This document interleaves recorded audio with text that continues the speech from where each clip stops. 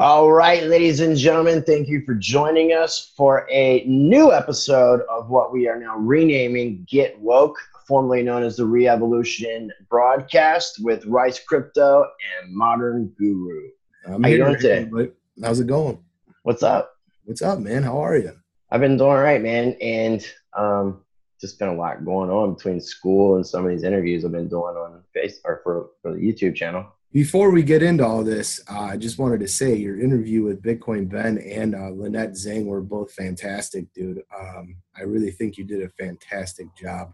It's your best work yet. So you're definitely on the up and up. And there was a lot of really fantastic information for anyone to consume that watched them. So you did a good job. I appreciate it, man. I mean, it's actually what's really cool about especially the Lynette Zing thing, even the interview I did with Adam Kokesh. I mean, these are people that I've been looking into and following for at least a year's time, and it's real interesting to be able to speak with them and interact with them, and to be able to kind of take all the culmination of the things that I've learned and be able to kind of question in a way that I think was beneficial for everybody else. Because since I'm going to school for business administration, and in this semester I'm in a macroeconomics class, I mean, and seeing what's happening and the stuff that me and you've been talking about a financial collapse, not only in the United States, but globally, I definitely think that there's a lot of important information in there. And I wasn't even considering the fact that she's a precious metals dealer, and that in a way I'm advertising ITM trading, which I have no problem with because I think they're great. But the whole point of it was really to educate people about what is coming and how to prepare for it. And if they want to take some of the options that she talks about with the precious metals, then they can definitely contact ITM trading. But dude, that was so it was so eye-opening. It was everybody has an angle, right? Anyone that's doing interviews or talking on YouTube or just, sitting in a bar with somebody else having a conversation, we all have angles that we're coming from. You can, as a wise person or whoever's watching out there, if you have a lot of wisdom, you've learned it throughout all your experiences in your life, you're going to see that angle that they're coming from. What I enjoyed about the Lynette Zing interview, just to use that as example, I like the Bitcoin Ben one as well, but she is very educated on what's been transpiring for quite some time. She's done her homework. She's done her research. Now, if she wants to spin that in her way for whatever her business is, more power to her. That's the type of society we live in. We're still semi-quasi-capitalist. So, and free. It's free, semi. But I really enjoyed listening to her speak. I actually learned a couple things too. And that is always awesome for me because, I'm always looking for stuff to learn. But it's hard nowadays because, I've spent 30 years doing this. So I've uncovered a lot of rocks out there. Right. But she did a great job. And I basically agree with her on almost everything she said throughout the video. So not everything, but almost everything. And it was just great. It was fantastic. And what I really enjoyed was the fact that, obviously I come from a crypto angle. She comes from a precious metals angle. And we got to have this kind of meeting of the minds that was, I think, beneficial for all communities, in general. And then the Bitcoin Ben thing, like I told you about him, I definitely have been following his stuff for a while, and I like a lot of what he says, and I agree with the majority of where he's at. And I wanted to reach out to him anyways. So, because we're on the same page as that anarchist mentality, that revolution that we see coming. Because regardless of what people want to think in all of this is going to end up being more of a fight. And people don't get the fact that there will be a revolution that's going to take place that's going to involve cryptocurrencies. So, and the fact that Ben and me and you, we all talk about community. So that was another reason that I wanted to talk with him, is because the more that we can reach out and talk to one another, we can try to share a similar message. So that way that when we're trying to educate everybody and trying to give people useful information, not financial advice, but sharing useful information, we can do it from a community standpoint where people know that we're on the same page. And that's kind of like when one of my videos I did recently, talking to people, like a message to the community, you know, just really letting people know that don't pay attention to a lot of what this mainstream media news is reporting. Because if there's something that's really detrimental to the community as a whole, the community is going to reach out and they're going to let you know. We're going to let you know.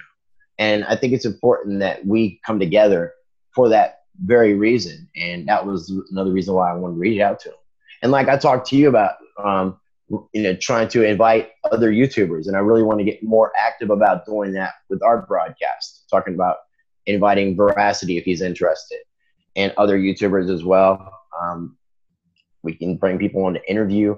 But I like the idea that we're talking about cryptocurrencies, economics, that we're talking about politics, and we're being open and honest about these things and trying to share this from our perspective, because obviously the news isn't reporting on a lot of stuff, and they're not reporting on stuff in a way that gives everybody more of a broad perspective of what's happening. They're only giving them one side of the truth. And I think it's very important for people like us, other YouTubers, other influencers to be able to share another perspective of the truth, so people can compile their own information and formulate their own opinion. Yeah, I mean, you know, just to add to that, like, in regards to my own personal situation, I'm extremely busy, so I don't have the ability to, you know, spend a lot of time getting in touch with people and trying to get them on my channel and things like that. I'm just trying to do my part with the time that I have available to me. But yeah, it's definitely important for us and people like us, or who have similar viewpoints in regards to the mass media, to get our voices out there and be heard, and at least put the information out there for consumption of individuals who are watching, to just get different perspectives on things. Because, you know, we've talked about this a lot in the past in previous interviews, but there is just an absolute, in my opinion, there's an absolute onslaught on trying to get people to be drastically pulled to the right or to the left. And the people in the center, the centrists, the balance, is just being depleted. Creating more division. Yeah, I mean, it's all by design, in my opinion. It's done because when you divide up the masses, therefore they're easily conquered. And, you know, people start focusing on the extremes and being extreme in their views and how they interact with their other fellow human beings. And it just causes massive distress on the whole society. I don't like it, and, you know, I'm fighting against it. And, you know, I don't pretend to be some huge force or something out there for good, but I do try to bring logic and reason. Those are the key words that I always use, because I think it's beneficial to not only a society as a whole, but to the individual in their lives, their own personal lives too. And that's the reason why I'm doing it. That's the reason why I spend the time on it. I think it's so far from most of the comments that I've received and the people that I've met by doing this channel, they've been pretty darn happy with what I've done and what you've done, and et cetera, et cetera. So it's worth it in the long run. It's worth spending my time doing this. So, and since you mentioned something about time, I mean, even if you just devote the little bit of extra time you've got, like what you're doing, you know, that's what we're talking about people doing, is just devoting what they can to the community. And the people who can devote more time, I mean, obviously, you know, those people will connect more, but that's not really the point. The point is waking up, being an alarm clock, and waking other people up, and doing it in whatever ways you can do it. Even if it's like, if you can create a blog as a listener, if you're viewing this, if you create a blog, just do something twice a month to say something, to be able to share your opinion about something that's going on, that's still helpful. People just need to do what they can. And also people need to get more involved and proactive on a political level, as far as contacting their congressmen or senators and letting them know what they want them to do in voting situations, because these people are supposed to represent our interests. But if we don't contact them and let them know what our interests are, then they're going to represent their interests or other people's interests. So I think it's important for people to get more involved on that level. I'm more of a Now, proponent on the local level because you can write your congressman all you want. It's some staffer that's going to read it and just toss it to the side. I mean, the people, you have to band together in large groups to be able to get these guys' ears. And even then, it's not always very successful. So being involved at the local level is extremely important because you can actually change things and you can change minds at the local level. it's a good point. It depends on the topic, but movements start at very small, generally speaking. So, and then they grow and grow and grow over time, and it grows in within the people. It's very hard to have a sustained movement these days because movements are taken over and manipulated. We've seen that time and time again over the past 20 years. Occupy Wall Street, the Tea Party, things of that nature that started off with great ideas and I think sound points, sound views of real actual change that would help this nation. We've seen them infiltrated, smashed, and taken off in a different direction. And then ridiculed in the media because of what these people had done, taking over them and causing that situation to occur. So we play right into their hands. You have to be very careful of the wolves dressed as sheep.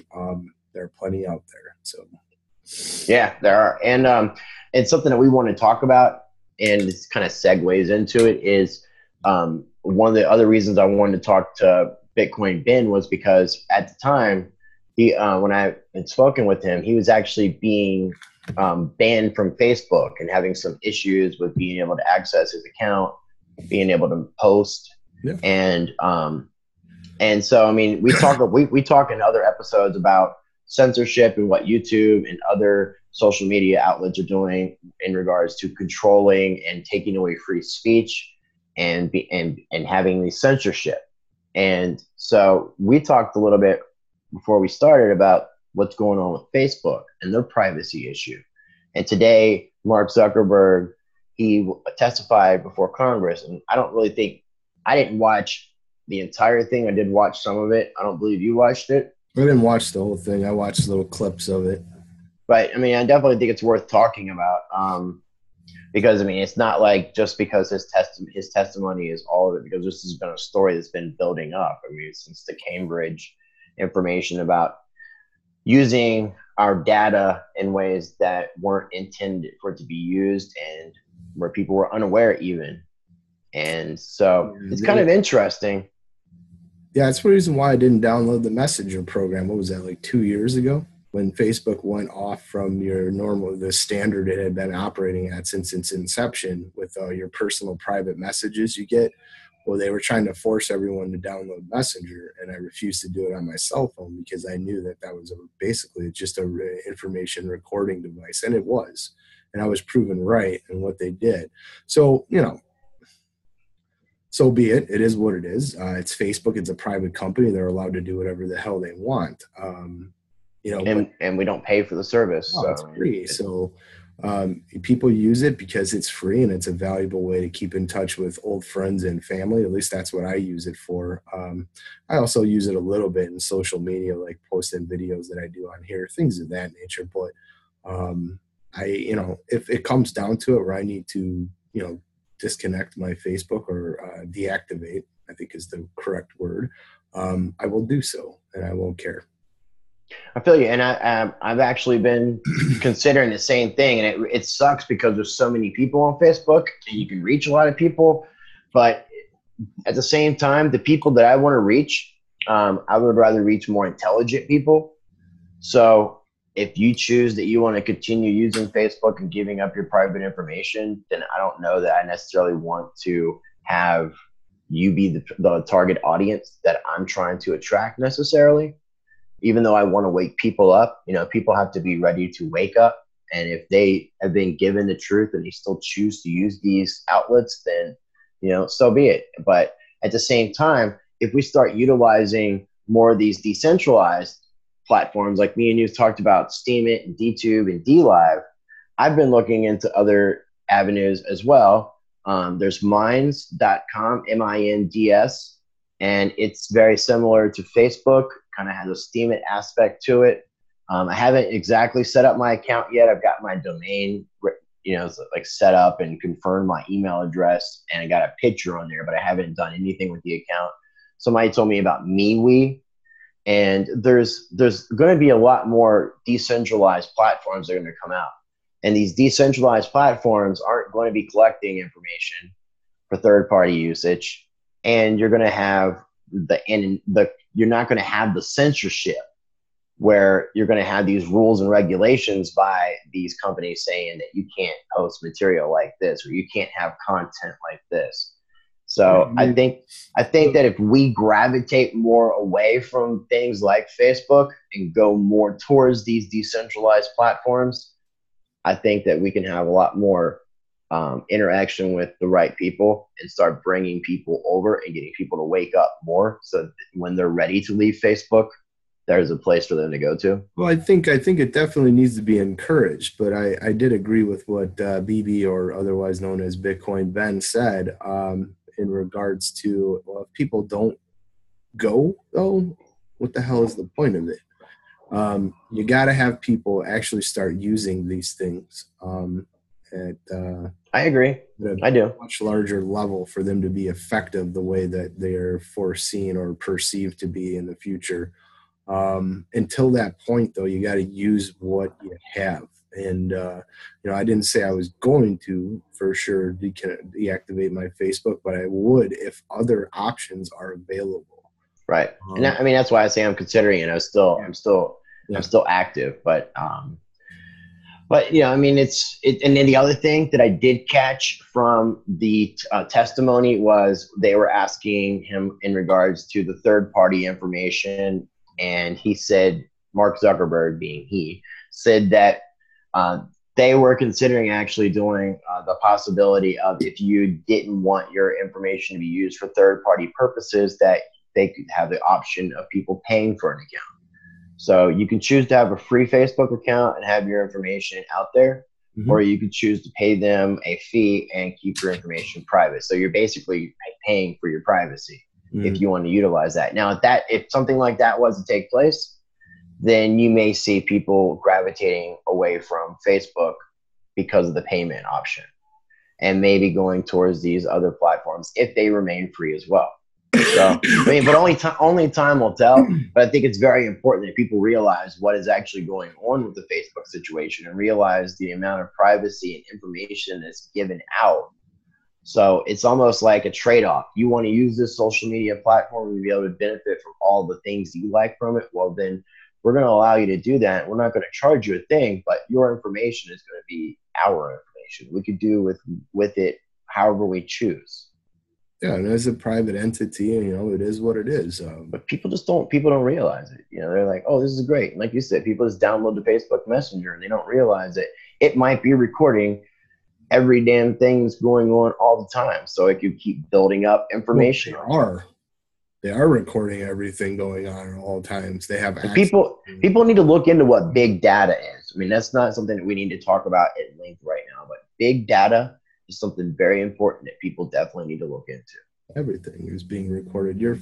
I'm not a huge fan of John McAfee because of all his pumping that he's been doing for the last couple of years, but he did an interview. I don't remember exactly who it was with, but he did an interview regarding cell phones and how they monitor you, and they're able to access all the information of everything that you're doing on your phones.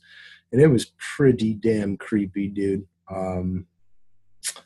I just, we are this is the age we're in, and there's no going back.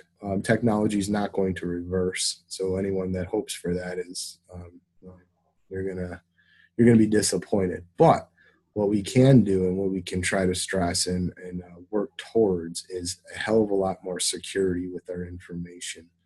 And there's a bunch of different ways that can be done. But and there's some cryptocurrencies, that are working on that very idea. I don't want to talk about any of those companies because I haven't researched enough about the companies that I'm looking into. But, there are some cryptocurrency and blockchain elements that are being looked into as an option to be able to protect our privacy, Yeah, our information. I love Monero. I'm a big fan of Monero for what it's done. So, Speaking of Monero, I haven't really had a chance to look into this, but I know that they were having talks with some forking issues because of an ASIC miner that was coming out. I don't know if it was by Bitmain producing it, but is there more than one fork happening? What's going on? It was like 3, I think. And how many are coming off of? There's been all kinds of. But is Fluffy Ponies the? Yeah, Doug Pokey Poke did an interview with Fluffy Pony, who is basically the head of the community of Monero, and that was a really excellent interview. It was like almost 2 hours long, though. So I need to check that out. Yeah, it's a good one. They're both hilarious, so it's entertaining for sure. But there's a lot of very important information if you're interested in the privacy coin and what Monero is going through at this point with all the ASICs, as you explained. There's pros and cons to everything in life, including that. But I would highly suggest you look at it. There's a wealth of information there. So cool. You had mentioned something too about Tommy Lee and the tax stuff. And for those of you who do not know who Tom Lee is, he's a Wall Street investor that is absolutely 100% been pro crypto for some time now.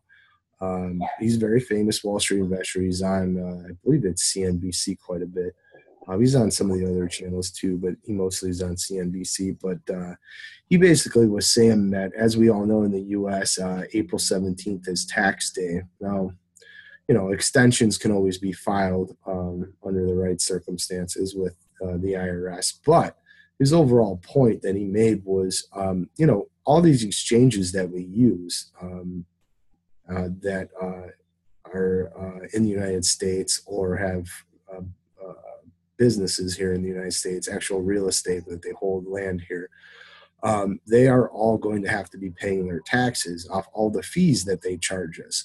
So every time someone makes a trade on an exchange, you're charged a fee for it. Not all exchanges, GDAX in some cases you don't pay fees, but you get the general point here. They make billions off fees being traded over the year period, the 12 months. That's a lot of money that they're going to have to report to the IRS, and they're going to have to, every time you make that trade. So say I buy 10 Litecoin. Well, my fee is a percentage of one Litecoin, right? That gets transferred, that they take in. That has to be converted back into US dollars in order to pay their taxes. So he believes that on the 17th and likely sometime after the 17th in the short term, we're going to have a mini smashing of the markets. I happen to think that there's credence in what he says with this because of just the facts of it. And I see, I've done a lot of videos in, the past month where, I think there's huge downturns and we're not done yet. I think we're going to be going in regards to Litecoin's price, but the overall market, because these things all trend together based on Bitcoin. But we're going to see another sub 100 Litecoin coming up here soon. And I think it's going to culminate over the next couple of weeks. So I am, I told you this, Chris, and I've told this to my viewership and anyone who's new here watching this today. I am 100% out of crypto right now. I own 0 cryptocurrencies. Right now, market manipulation has been so heavy and the market has been so downtrodden by design. It's done on purpose. These things go in cycles. And I don't think we're hit our low yet. I think we're going to be sub 100. I personally, it's just a personal opinion, and I am no financial advisor, but I've been doing very well over the last 2 months. I see a $75 to $85 Litecoin rather soon. It could go even lower than that. It could drop down to 50. Charlie Lee in December said he could foresee it going back down to 36. Anything is possible. I don't think it's going to be that drastic, though. That's just my personal opinion. But I see a 75 to 85. And at that point, I am going to be 100% back in, not only with the fiat that I've set off to the side from my efforts in labor, but also all the crypto, all the fiat that all the crypto that I sold, which I turned back into fiat. So But at that point, I will be jumping back in 100% and getting ready for what I think is coming is a major bull run in May. I think the whole cycle is going to start back up again, where we are going to be pumped and pumped heavy. Yeah. A large amount of money that's going to be coming in off Wall Street. One other thing a little tidbit I wanted to add to that is we can have all these wonderful things that happen with whether it's true and an actual reality or just hype or more bullshit that's being pumped on all the investors out that are out there. But the real thing that moves markets is the very extremely wealthy. Their money is what moves markets, not some news. And at least in the cryptos, this is absolutely 100% true. And it is true in other markets as well, but maybe not to the same extent. But until that point comes, you need to be smart with your money. You need to be smart with how you invest and know that they are the ones that pump these coins. They pump them heavily or they smash them down as they stagger sell. So, I believe in the middle of May, we're going to see a huge amount of money that's going to flow into these markets once again. And by huge, we're talking about trillions. So I think, that's obviously an obvious though, when you have just over this past weekend, you have the announcements of George Soros and Rockefeller company venture getting involved in cryptocurrency. That's those two names alone are enough to manipulate the market.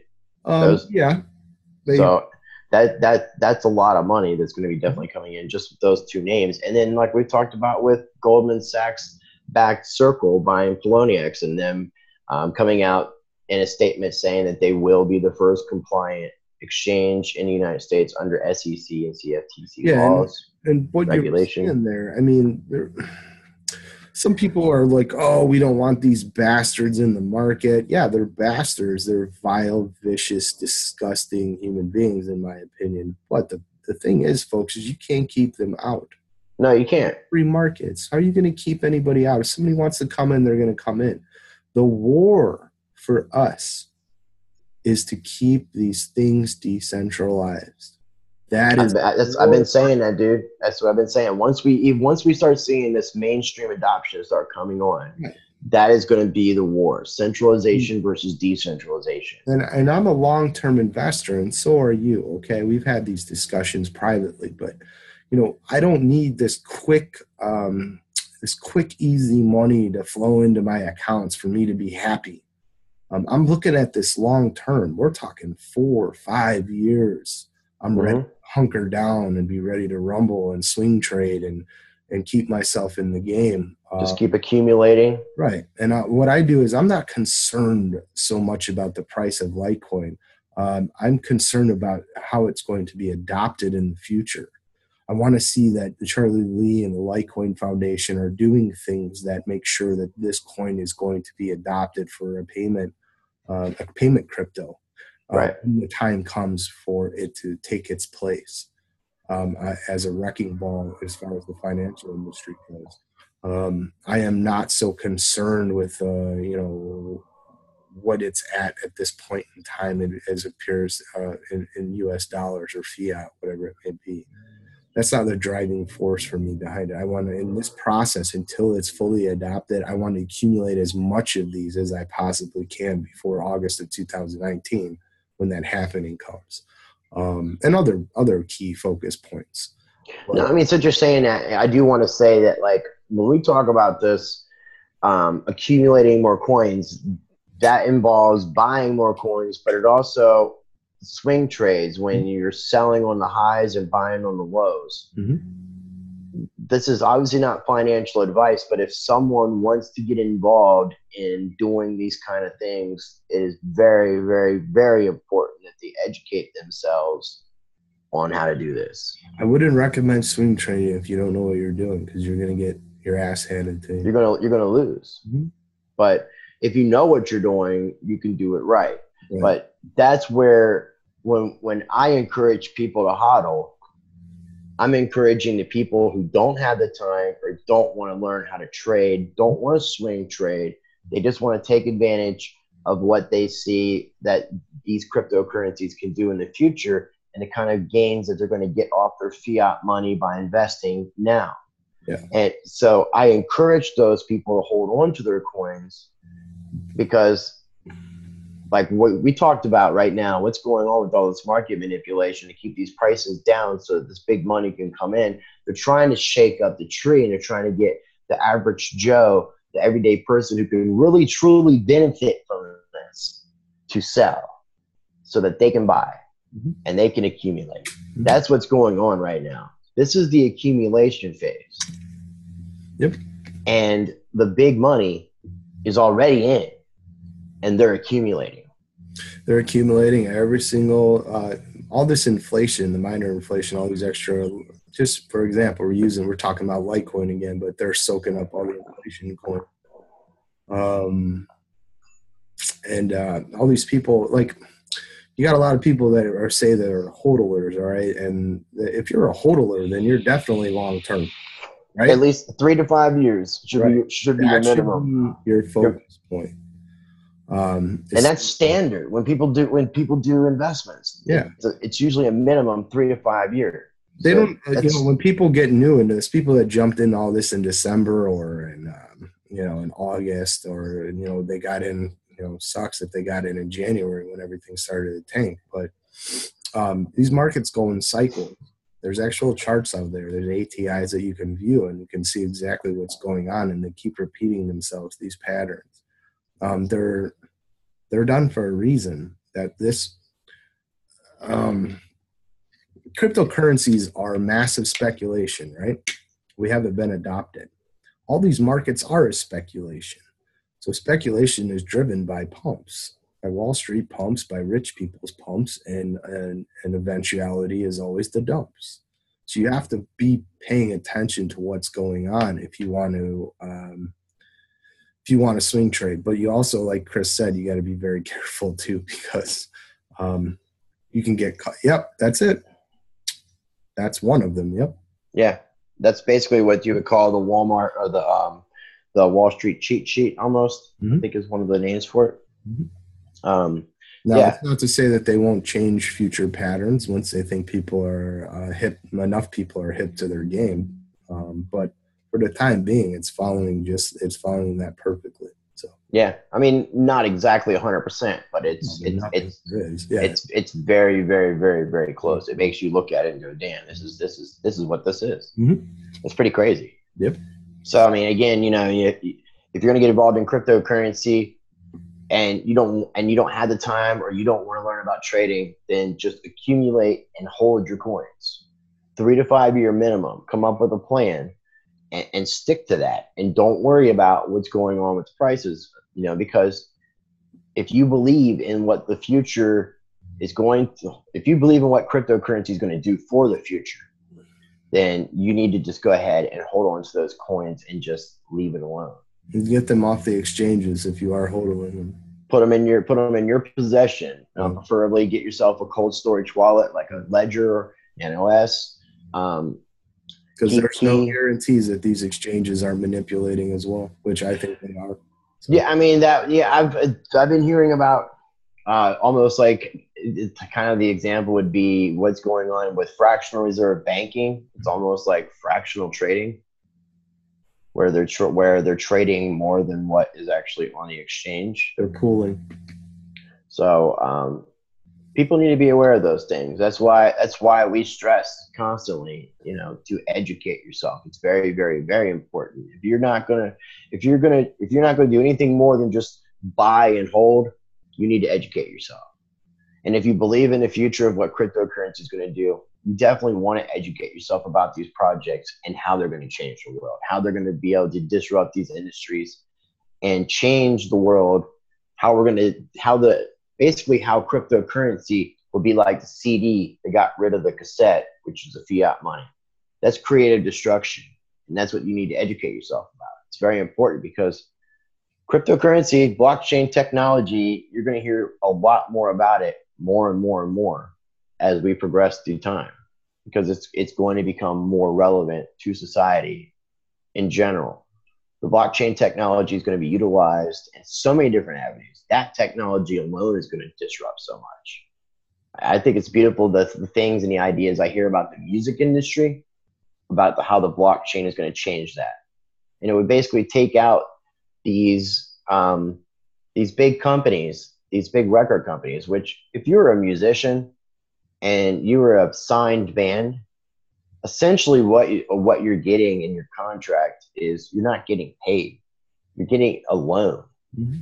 And it's like a bank giving you money that you got to pay back. And until all that money's paid back, you don't really make any money. Mm-hmm. And that's what's been happening with bands. And over the past like 10, 15 years, the record companies have gotten more involved with wanting to have a cut from the band's merchandise, from their touring revenue, and all the other revenue that doesn't include record sales, where it used to just be based off record sales. Now the record companies want a piece of the pie from everything.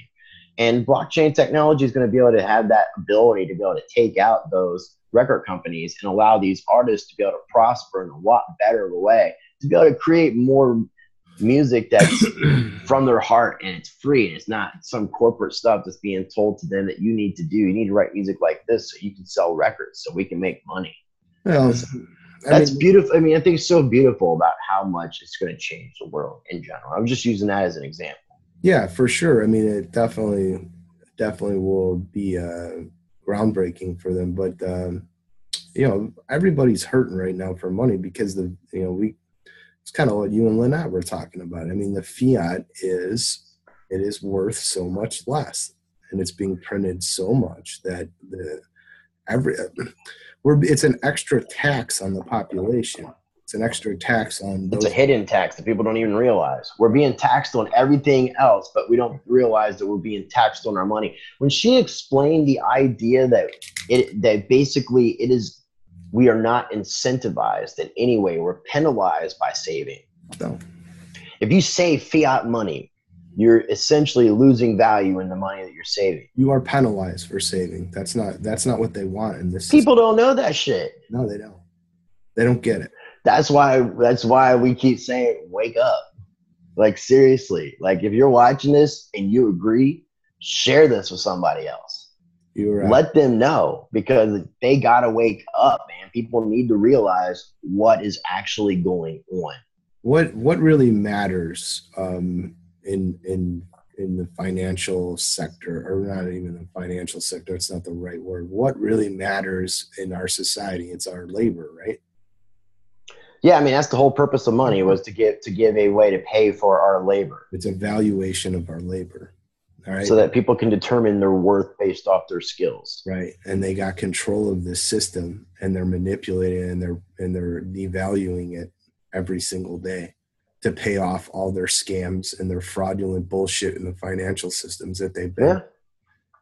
Just like Lynette was saying, that financial bailout, who pays for it? Yeah, I mean, it rocks taxpayers. The thing over the last, basically the last 15 years for me that I just don't understand, because you don't have to be a rocket scientist. You don't have to be an extremely intelligent human being to understand that what money is, and how if it's massive amounts of it is created, it loses its value. So all these people, these everyday people who are being taxed through the wazoo.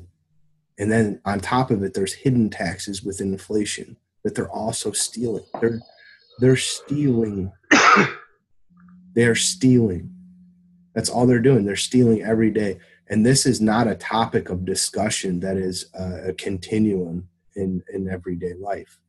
No, it's all these other things that are purposely being fed to the population of guns or transgender weightlifters. But I think a part of it too, dude, is I think that a lot of people hear this, man. I've heard this before and didn't pay attention. Yeah, so it's not sexy. But it's not just that it's not sexy, man. I think that too, it's a hard pill to swallow, to realize that you were wrong and that you're being manipulated and used.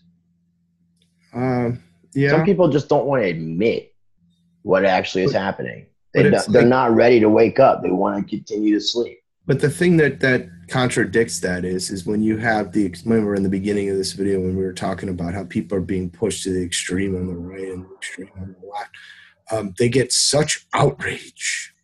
So I'm so outraged by this insignificant, basically sectionalized stimuli that they discuss. So what I mean by that is like transgender community, okay? I don't give a shit what you want to do with your own life. If you want to mutilate yourself and turn yourself into a boy or a girl, I don't care. If you want to do that, that's fine. That's right. If it doesn't violate or infringe upon others, you're free to do it. But that is nowhere near as important in the macro of how this planet and all these people have been so fucked, robbed, raped, their rights and liberties taken away from them under the guise because of what these banksters and governments have done. But the outrage is only shown over these small, insignificant things that just don't fucking matter in the long run. Okay, well, since you're saying it, what infuriates me, and I just stand there and I'm just like, well, a good example, and not that this isn't relevant news, but right now, all over the United States news is FBI raiding Trump's attorney Mueller. Yeah, I admit that is newsworthy. Okay. Mm-hmm.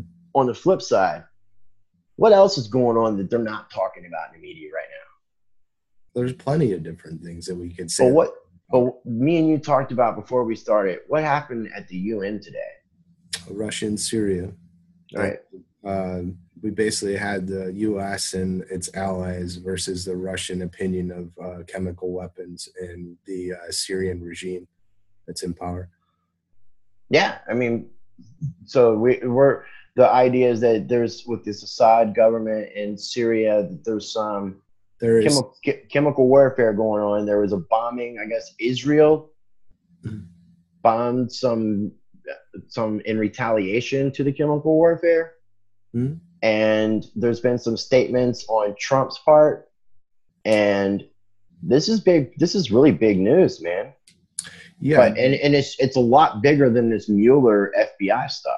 And it's not being covered as much as the Mueller FBI stuff. Like this is almost what people don't realize. And you can correct me if I'm wrong, because I'm not super well versed in what's going on. But this essentially could lead to a third world war. It could have. They've been trying to start a war with Russia going back to Ukraine 6 years ago. They've been trying. They've been trying to get the pieces in place to cause another great tragedy on this planet. And most people just don't understand this. And, there's still not one single shred of proof, not one that I've seen, and I've looked for it, that showed that Assad gassed anybody that was a civilian. Not one. Not single one. No proof whatsoever. Right. And I'm not saying I agree with the Assad government or anything like that, but like you're saying, it's not a matter of that. Facts are facts. Look, when I look at this, is just my personal view in geopolitics. Okay, I look at the planet as a whole, and I try to find ways that we can avoid bloodshed, war, massive amounts of death, and I try to look at and figure out where all the manipulation goes through the financial industry, which is a huge part of all these events that take place, because they're all interconnected. Money is if the world is a human body, money is the blood. It's the blood supply. It feeds all the organs. It feeds the skin. It feeds everything. It cannot operate without money. So naturally, money is the underlining of all things that transpire. And you have to look at that in all these geopolitical events to start to get to the actual truth. Because there is so much disinformation. There is so much bullshit that people have to sift through to actually find out what are the real facts. And most people don't have the time to spend, like, some others do, of researching and looking into all this to find the actual truth. So they take the words of huge multinational corporations that feed them information as truth. And then they form their opinions based off of that. And to this, and how does this relate to what we were just talking about? There's not a single fucking shred of proof that Assad gassed anybody. None. None to this point. Right. And they want to, the reason, then if you delve a little deeper into all this, you'll see that Russia wanted to run natural gas pipelines through Syria. And then all this shit started when Clinton was in the Secretary of State. They wanted to stop it because they don't want that consortium to take place. The consortium is not just oil. It's gas. It's a lot of different things. Energy. It's, China is building the new Silk Road into Europe. And the United States' power is being challenged on every level. And, Syria is just another flashpoint in many flashpoints, like Iraq was, like Iran is.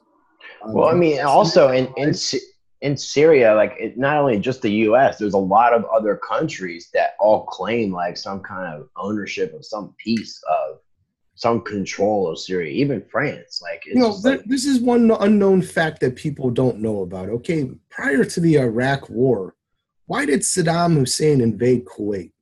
Do you know? I mean, no, I don't. The freaking Kuwaitis were siphoning oil with oil pipelines under the ocean. They were stealing oil from Iraq. Okay. Saddam found out about it. He invaded Kuwait. Okay, where was that in the news? It wasn't anywhere at the time. And that is 100% fact. Right. And it's not discussed because the agenda is only discussed and the propaganda is only discussed for our empire and other empires as well. Other countries aren't. Well, it was like when we invaded Iraq, them saying we had weapons of mass destruction, and they ultimately killed Saddam Hussein. And Saddam Hussein was trying to sell oil for something other than a U.S. dollar. Our country is basically in perpetual war. That's what fuels our economy. Right. That's how the central banks make money, so they can fund all sides, man. We need boogeymen. We need boogeymen everywhere. We got to have war, man. We have to. Got to have it because it's a necessity. It's what we export to this planet. Lynette Zing was talking about it. When the corporations took our jobs away, sent them overseas to all these third world nations, what infrastructure was left? What do we create? We don't create a whole lot, right?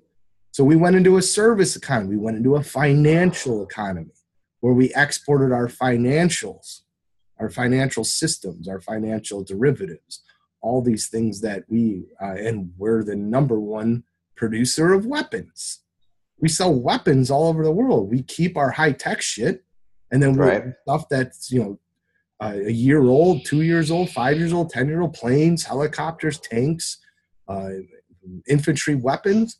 Those are what we sell all over the world. We sell them to our allies, and then we use the black market to sell it to crazy-ass regimes in Africa, in the Middle East.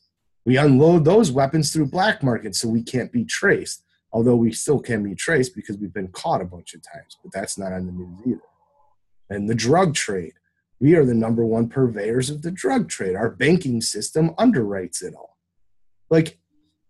That's why a lot of people that aren't Americans, who don't live in America, have a really negative viewpoint about America. And that doesn't mean that they have a negative viewpoint on people like me and you.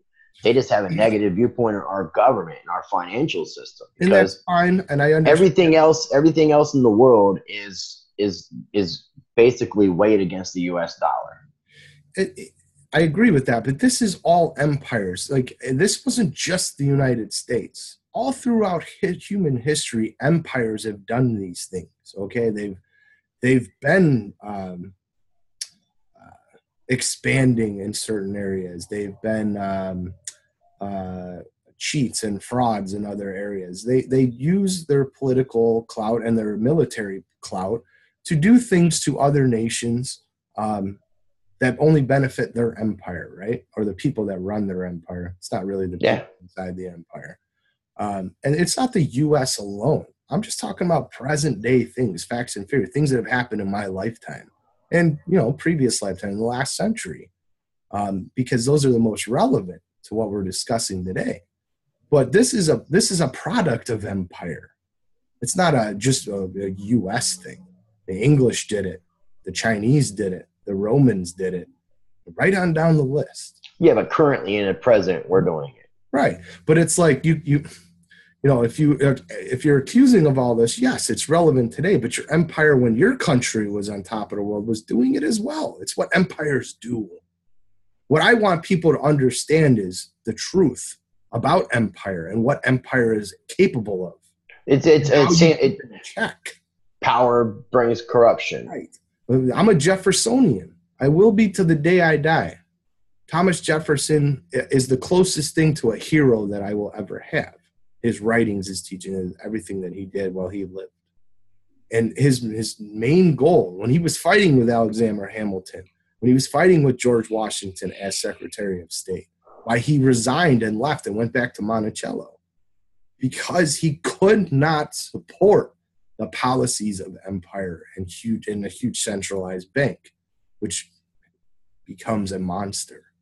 Yeah. It couldn't, he was right about all of that. He wasn't right about everything he ever said in his life, but goddamn, he was right about most of it. And, the thing that I want to see people start doing is educate themselves on truth and fact, as hard as it is to find, and I understand that. And that is how you check power. You don't check power by taking mass media, which are just fucking corporations. They're mouthpieces for the power elite that run the nation. Well, and that's something that me and Bitcoin Ben were talking about, was utilizing those critical thinking skills that you're not encouraged to use, which means to think for yourself, to be able to question things, to not accept what you're being told as being the facts, as being the truth. Just because it's being told to you by somebody who you're thinking is a trusted source doesn't make it the truth. Yeah, Ben was telling you that in the video. He was saying, basically that we don't have school systems right now. We've talked about this in the past. I've been railing about this. Even me and Lynette were talking about it. You've got it's memorization. That's it. That doesn't produce critical thought. Right. It creates little good workers for the authority. It creates good conditioned slaves is the nice way of saying it, is what it does. Slavery didn't die with the Civil War, folks. No. It just, instead of it just being one particular race, it was everybody being enslaved. They said, okay, well, we'll free this particular group of people, and in that sacrifice, we're just going to go ahead and enslave everybody. Yeah. And the ultimate goal is to keep whoever you rule over, you want them to have the least amount of freedom as possible to control them. And freedom isn't just, I want to have sex with whoever I want to. That's not the definition of freedom. If I want to mutilate my genitals, right? The definition of freedom is being able, as long as I'm not affecting anyone else around, I'm not putting their lives in danger and my community. Freedom is being able to do whatever you want within reason. That sounds like voluntarism, man. What are you talking about? But try to build a deck on the back of your house. You got to get permission from your local government and get it's insane. Coding permission. Yeah, it's bullshit. If I lived in a condominium and I wanted to build something on there, that's different because your whole building structure is based on a community. So that I understand if a community wants to say, okay, we're going to have a code for whatever you need. I think that even goes for tree houses, dude. It's everything. Yeah, you just can't do what you want. You cannot say what you want. You cannot just express yourself in the way you want 100%. You cannot. That's not freedom. And that divide we talked about in the earlier the video with the extreme to the right and extreme to the left. What is the difference between being extreme right or extreme left? What's the difference in being black or white? What's the difference? Or being yellow or brown? You're a prick. You're an authoritarian prick. You want control. You want to shut people up that don't agree with you. If they don't see your viewpoint, you want them quiet, whether it's by force or for them to lose their careers or to be just assaulted all over social media, shamed. They're the same thing. There is no difference. You're an authoritarian. That's what you are. And you're the antithesis to freedom and liberty. And those are the people that I see our society, like I said, they're being spread, but they're both going to the same place. Yeah, I mean, that's what I was about to say. Our political system, our party system, it's like it plays for the same league. Mm-hmm. And it's just different teams competing to be the better team for the same league. Not all of them. I agree. But the majority of it and how the system works, that's the way. That's the way. When those cameras shut off, they're buddies. They go out to dinner together. It's just like professional wrestling. They rape children together. They get prostitutes together. They do drugs together. They hang out in all the ritziest places together and the finest of foods and wines. Whether they're a Democrat or Republican, because their owners are the ones that supply them with what they're going to be doing while they're in office. There's not many that aren't attached to this corrupt system. And it's a product of this system that we have, which we've talked about in previous videos when we were referencing the insurance companies, or you and I started a company. We have to pay. Since you're saying that, I want to definitely encourage people, if this is like your first time ever checking out anything that Phil and I have ever done, go back and check out our past episodes. Mm-hmm. It was previously titled Re-Evolution Broadcast. We're now going to get woke. We both have our own YouTube channels. So if you're watching this on Phil's channel, come check out my channel, Rice Crypto. There'll be links down below. If you're watching this on my channel, please go check out Modern Guru channel. Again, there'll be links down below. Please support us both. Like and share this video so it can be the more that people like and share is how we're able to get this information shared better to people who are looking for this information based off the YouTube algorithms. So we appreciate any kind of support. Commenting on the videos helps. We definitely like comments. We want to interact. If you guys have any questions, suggestions, anything that you want us to talk about, please comment down below. Please share this information. I think it's really important. And, because we got to definitely keep talking and stressing about that community aspect. And like I'm not trying to do a shameless plug here, but definitely go on to my YouTube channel if you're not watching this on mine and check out the interviews that I did with Lynette Zing and the interview I did with Bitcoin Ben, because there's a lot of information. Even if you're not involved in cryptocurrency, there's still a lot of really good information regarding what's going to happen on an economic level in the United States and how it's going to affect everything globally, and also talking about the coming revolution and what we can do to not only be a part of that, but be able to keep this decentralization and promote this decentralization that we need to do.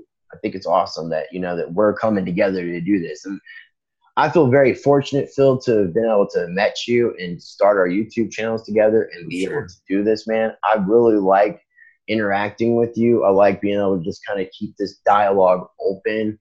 And obviously we don't have exactly the same views, but being able to have dialogue and share this information gets other people involved. And then where you as a viewer, you commenting helps us to keep that dialogue going, because all we're trying to do, if we're saying anything that might be incorrect, please correct us. Because all we're trying to do is to share some information that's going to be beneficial and helpful to people, to get us out of these power systems and out of these control systems that we've been living in. And in a sense, like this matrix people say that we need to wake up from. People definitely need to realize what's going on, man. And I appreciate being able to do these things with you. Yeah, I watched, I appreciate it too, man. I love you. You're like a brother now. I love you too, man. For sure. But like you said, with the matrix, I know that's an overused analogy, but the metaphors in that movie are chilling in a lot of ways. And it's you can find those similarities and see them functioning in our society in a lot of ways. It's not 100%, but it is. There's a lot of correlation there.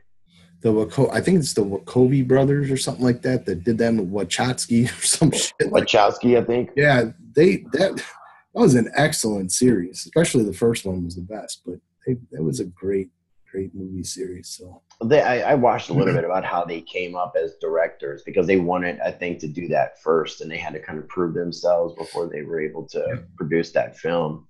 I think one of them became a girl, right? I think you might be right, but I'm not sure. One of them that became a transgender woman, I believe. Hey, hold on 1 second. My kitty cat's going crazy. All right, dude, go ahead.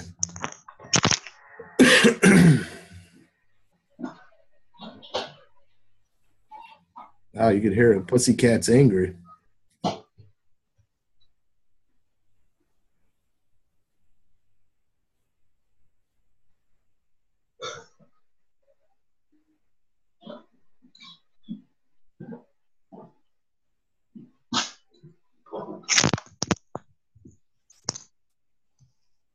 Sorry, man. My cat, man, like before I started doing the video, he was cool being in here, and then he wandered out, and then all of a sudden he wanted back in.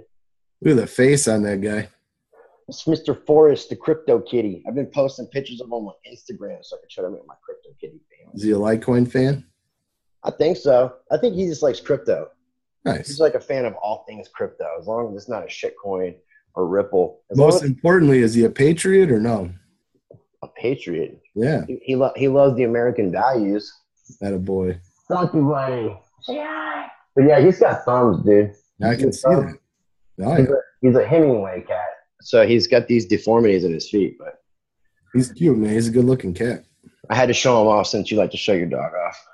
Well, I don't try to. My dog likes to interrupt videos. Well, that's what my cat was doing because he was like trying to open up the door. I had my door shut and he was trying to open up.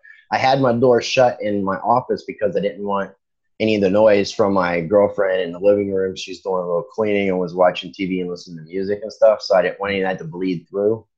Dude, these animals are so expensive. I went to the pet store today, right, when I was running errands. I couldn't believe it. I spent like $130 on bones and food and a couple tennis balls. Crazy. Like, it's all right. There you go. There's $130. Goodbye. Yeah, I mean, I don't really. The only time it bothers me to come out of pocket, and it really technically doesn't. It just hurts as if I got to take the cat to the vet or something. Yeah, because he's got for sure got respiratory issues, and he's getting a little infection in his eyes. So periodically, we got to go and get him some antibiotics and stuff. Yeah, I had a Boston Terrier that had lung cancer, man, and we went through the surgery and everything. They removed one of her lungs, and it only gave her 2 weeks. She died after that, so it was really sad. But that surgery was like $9,000. It was crazy. I mean, it's still paying it off. So it's crazy. But I mean, I almost have this mentality. I'm trying to change it. I really am trying to change it. But I like animals a whole lot more than humans. Yeah.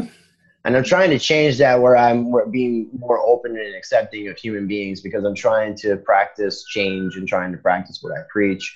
And I need to be less judgmental with people, which I am working on. It's just hard in today's day and age because some people make it really hard not to judge them. But we have to be less judgmental people so that we can try to be more open and accepting of each other. And I'm actually doing my best to try to work on this more and more every day and practicing. Yeah, I mean, I say that same thing. I don't really mean it. I just say it for comedic.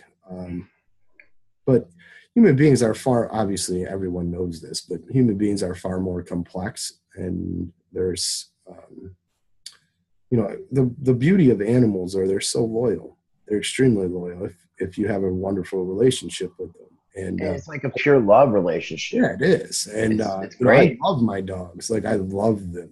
I really do. I would do anything for them. I mean, hell, it would cost me $9,000 for a surgery that had a success rate of, 16%.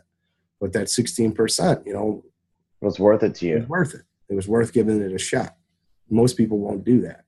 But the bond between man and dog or, cat or a number of other animals that have been domesticated, obviously, but it's a bond. It's a very extremely strong bond too, when it's a good relationship. And, I wouldn't change them I'll own them till the day I die. Shit, I want more. I just can't afford them. I'm actually going to be probably getting another cat. I'm more of a cat person, so where my girlfriend. I had cats when I was a little kid. My mom had them, but we had Siamese. They were really great cats. But for me, it's dogs. I like dogs. Don't get me wrong. Yeah. I prefer cats. To me, they're less maintenance. Yeah. But I need to get another cat for my cat because he was staying where my girlfriend was living previous to us moving back in together. She was with her sister and she has 2 cats, so I had playmates. Mm-hmm. And now he's the only cat here, and I could tell he kind of was like, I end up having to play with him a lot because he doesn't have as many people another cat to play with. So I've been getting my laser light out because he loves that, and I got this.